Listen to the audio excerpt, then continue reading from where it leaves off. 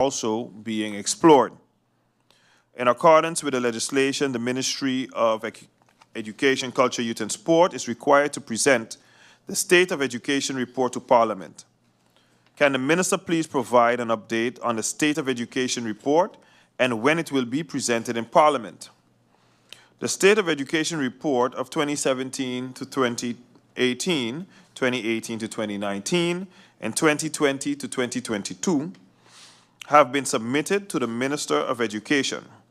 A digital presentation of the State of the Education report of 2020 to 2022 was also done on June 21st, 2024 to the ECYS Cabinet. The State of the Education report of 2022 to 2023 is in draft pending corrections based on the data received from schools. Through you, Madam Chair, the questions posed by MP Brugge and the answers thereto. MP Brugge was responsible for a project requesting essays on why teachers should get school supplies. It was disturbing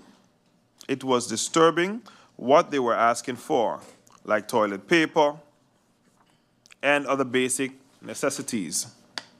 Does the Ministry of ECYS have any amount outstanding regarding vendors? How much are those outstanding amounts?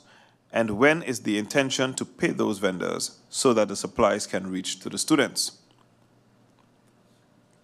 The Department of Education does have outstanding balances with vendors. They are currently busy working with these suppliers to regulate all outstanding bills to ensure that they continue to receive goods as supplies for the public schools. The goal is to ensure that no large bills are being brought over to the 2025 budget. Lots of schools are meeting challenges regarding children with behavioral and mental issues. There was an initiative with the former Bell School that was destroyed. The school is being rebuilt via the NRPB. What is being done until the building is being rebuilt and can be occupied? What is being done to help the teachers with these students with these behavioral and mental issues? The answer: challenges at the schools concerning students that cannot be handled by the schools and their respective care teams are elevated to the Student Support Services Division, the SSSD, or other external agencies that provide psychological and behavioral services. Behavioral and mental health issues are oftentimes manifestations of larger issues within the family, school, and larger society, which requires a systemic approach. Through you, Madam Chair, the questions posed by MP York. Insurance policies for the various school buildings, both public and subsidized schools. What is the status of these insurance policies? The answer: the government is currently finalizing the public tender process, which is set to be completed by the end of this year. School buildings and their inventories are insured under the comprehensive umbrella policy for the government-owned properties managed by the Ministry of General Affairs. This policy provides coverage for all public education facilities, protecting them from risks such as fire, natural disasters, and other potential hazards. The renewal process for this insurance policy is progressing on schedule, which the tender expected to be finalized by year-end. In preparation, update appraisals of school properties have been completed, ensuring that accurate valuations of buildings and their assets are reflected in the tender. This will guarantee that the renewed insurance policy aligns with the current market values of school infrastructure and equipment. Through you, Madam Chair, the questions posed by MP Westcott Williams. Concerned about the vaping among the youth was the interministerial group established and with which ministries and what specific objectives? The answer: Yes, the Interministerial Committee assigned an interministerial working group with representatives of the Ministry of Justice, the Ministry of TIAT, VSR, and the Ministry of Education, Culture, Youth, and Sport, with the objective to adjust the relevant national ordinance regarding the sale of cigarettes and alcohol to incorporate the definition of vaping products and include it as restricted item for sale of minors under the age of 18. Can we get an overall picture of the counseling and crisis intervention initiatives in our education system, especially but not solely our high schools? From a general perspective, can you provide that overall picture? How much of it do we have? How do we fare in that respect? All schools have their designated care team, which caters to psychological, behavioral, and educational needs of all students. Care teams may consist of students, care coordinators, social workers, or guidance counselors. Several schools also have psychologists and educational diagnosticians. Care team members also receive ongoing professional development initiatives from the SSSD to better cater to the needs of their students. There are no laws, policies, or regulations in place that allow the SSSD to gather the bigger picture on care in our schools.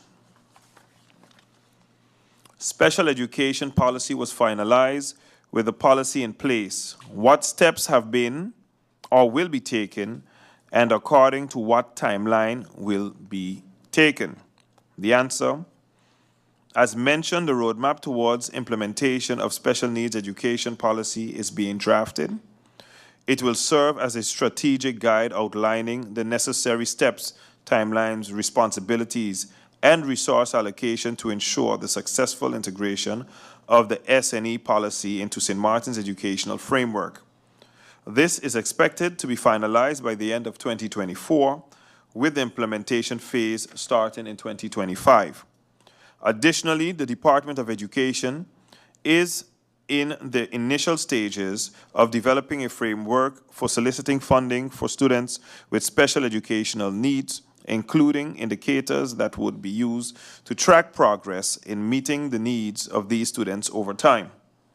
The intention is to realize this change in policy for funding as per 2025 to 2026 academic year, codifying it in the LBHAM, bekostiging onderwijs, shortly thereafter.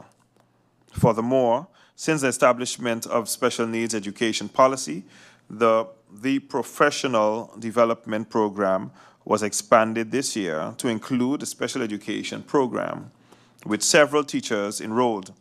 Finally, the Ministry of ECYS is working on an inclusive education training, which will be developed in collaboration with the National Recovery Program Bureau via the Fostering Resilient Learning Project, the FRLP, in the hopes of realizing this training as soon as possible. The reduction of 12 million guilders was that the project for the Charlotte Brookson Academy.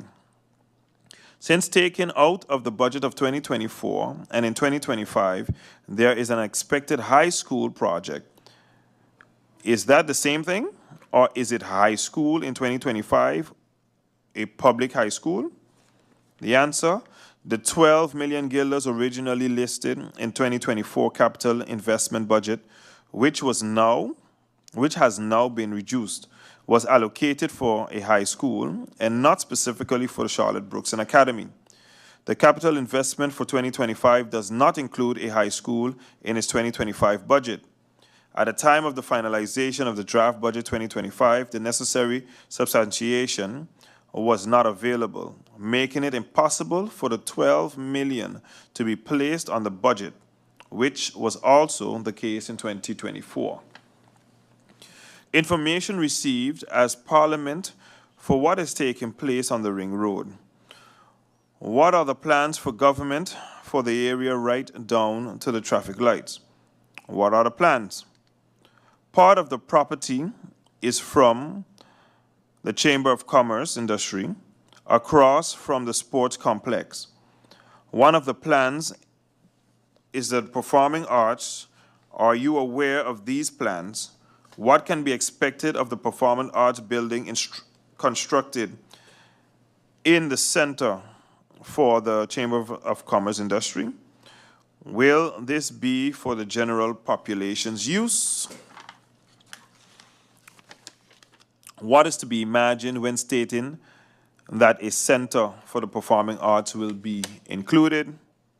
The answer: the Department of Culture has not been made aware of any plans regarding any proposed plans for the Performing Arts Center to be constructed in the center of the Chamber of Commerce and Industry. No discussions of that nature have been had as far as we are aware. The plans that we are aware of are the plans by the government for the Performing Arts Center projected on the location of the John Larmedy Center on the Longwall Road. Those plans are being reviewed as they stem from about 10 years ago and were designed without any in-depth involvement by the users. The report on the state of education, I would also like to get an update on that. The answer: the State of Education report of 2017 through 2018 through 2019, and 2020 through 2022 have been submitted to the Minister of Education. A digital presentation of the State of the Education report of 2020 through 2022 was also done on June 1st, 2024, to the Ministry of Education, Culture, Youth and Sports Cabinet. The State of the Education report of 2022 through 2023 is in draft pending corrections based on the data received from the schools. And with that, I conclude the answers and the questions posed by the honorable MPs. Minister Lewis, thank you for those responses. And now it is the time of the members of Parliament to ask questions or make comments. I see MP Roseberg requesting the floor. MP Roseberg, you have the floor.